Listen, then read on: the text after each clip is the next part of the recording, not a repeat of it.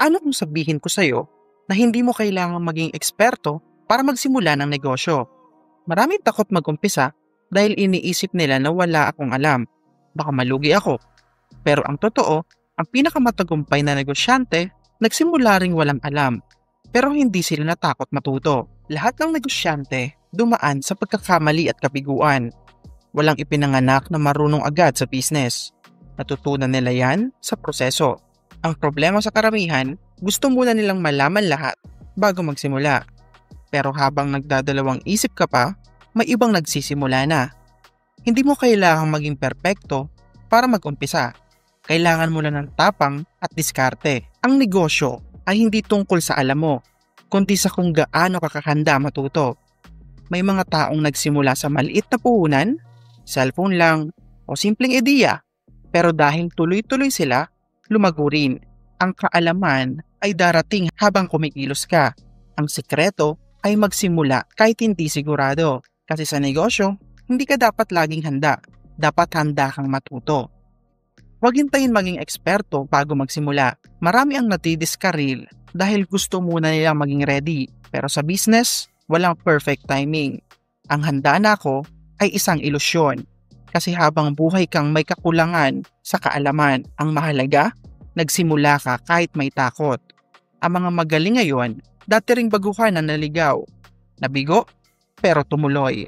Kapag gusto mo talagang matutunan ng negosyo, matututunan mo yan sa aktwal na karanasan. Ang tunay na kaalaman ay hindi lang galing sa libro, kundi sa pagkakamali at karanasan. Simulan mo sa maliit, magbenta sa kaibigan, gumawa ng page, mag-observe ng market. Sa bawat pagkilos mo, may matututunan ka. Ang hindi nagsimula, hindi rin natututo. Kaya wag mo munang isipin kung alam mo na lahat. Isipin mo kung kaya mong magsimula dahil ang unang hakbang, kahit maliit, yan ang magpapalapit sa iyo sa tagumpay. Matuto habang ginagawa. Ang negosyo ay hindi classroom. Ito ay real-life experience. Hindi mo kailangan tapusin ng MBA bago ka magbenta. Ang kailangan mo ay pagiging observant at willing matuto araw-araw. Gamitin mong internet. Libre na halos lahat ng kaalaman ngayon. Panoorin mo mga vlog, basahin mo mga success stories, magtanong sa mga negosyanteng nauna na. Huwag kang mahiya na magkamali. Mas nakakahiya ang hindi subukan. Bawat pagkakamali ay bayad na leksyon. Huwag mong sayangin. Kung hindi ka marunong mag-budget, aralin mo. Kung hindi ka marunong mag-market, subukan mo. Sa bawat pagdapa, may matututunan kang bago. Sa negosyo, hindi ka natatalo kung natututo ka. Ang mahalaga ay tuloy-tuloy ang progress kahit maliit. Kasi sa dulo, ang matyagang nag-aaral habang kumikilos, siya ang lumalago. Maghanap ng mentor o inspirasyon. Kung wala kang alam, huwag kang mahiya humingi ng gabay. Maraming taong handang tumulong basta marunong kang makinig. Hanapin mo ang mga taong may karanasan, hindi para gayahin, kundi para matutunan. Ang mentor ay parang mapa. Hindi sila maglalakad para sa iyo, pero ituturo nila ang daan. Kung wala kang personal mentor, gawing mentor ang mga libro at YouTube videos. Makinig sa mga payo ng mga negosyanteng dumaan sa hirap. Minsan, isang simpleng advice lang ang makakaiwas sa malaking pagkakamali. Ang mga nagtagumpay, hindi sila nag-iisa. Marunong silang magtanong at makinig. Huwag mong isipin na nakakahiya ang pagiging baguhan. Lahat ng malalaking brand ngayon, nagsimula rin sa clueless stage. Kaya kung gusto mong umasenso, humanap ng tutulong magbukas ng isip mo. Ang mentor ay hindi shortcut. Sila ang magtuturo ng tamang diskarte. At kapag natuto kang makinig, mas mabilis kang lalago kaysa sa mga puro, ako na to. Simulan sa maliit at simple. Hindi mo kailangan ng malaking kapital para magsimula. Ang kailangan mo ay malaking tapang at diskarte. Kung may 500 pesos ka lang, hanapin mo kung anong mapibenta mo dyan. Magbenta ng pagkain, digital products, or serbisyo. Basta kumilos. Ang negosyo ay parang halaman. Hindi agad lalaki, pero lalaki kung inaalagaan. Maraming nagsimula sa maliit, pero lumago dahil consistent sila.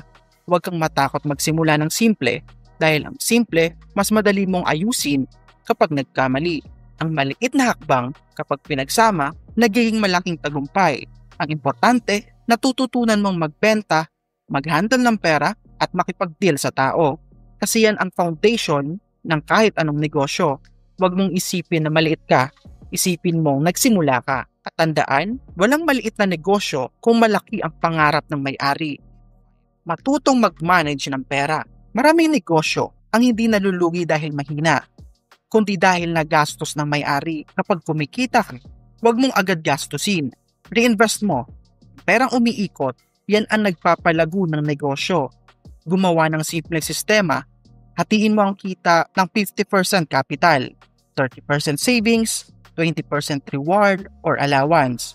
Huwag mong isipin na maliit lang, kasi kahit maliit na kita, lalaki yan kung marunong ka mag-ipon. Ang disiplina sa pera ang tunay na sekreto sa pag-angat. Hindi mo kailangang yumaman agad. Kailangan mo lang maging consistent. Bumili ka ng kaalaman bago luho. Matutong mag-budget at magtala ng expenses.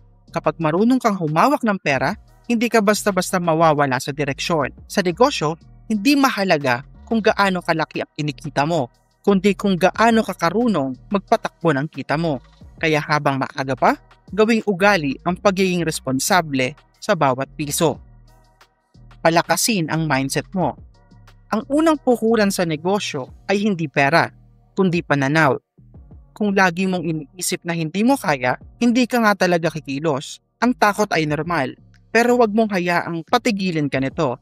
Kailangan mo ng mindset ng tagumpay. Kung hindi ko alam ngayon, matututunan ko yan. Ang tunay na negosyante ay hindi umaatras sa hirap. Ginagawa nilang aral ang bawat sablay.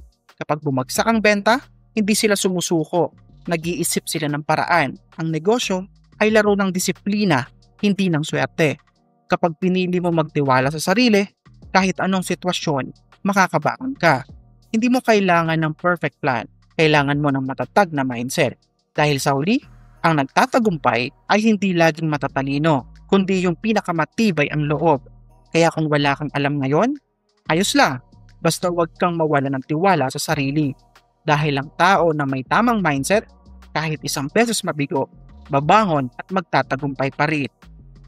Walang sino mang nagsisimula ng marunong agad sa negosyo. Ang importante ay nagsimula ka kahit walang kasiguraduhan. Dahil sa bawat pagkilos mo, natututo ka. At sa bawat natututunan mo, mas nagiging malapit ka sa tagumpay. Kaya huwag mong hintayin ang tamang panahon. Gawin mong tama ang panahon mo ngayon. Kung nagustuhan mo tong video na to, abangan mo ang susunod nating topic. Dahil minsan, ang pinakamagandang teacher sa negosyo ay ang pagkatalo mismo. Kaibigan, hanggang sa muli. Kita kits.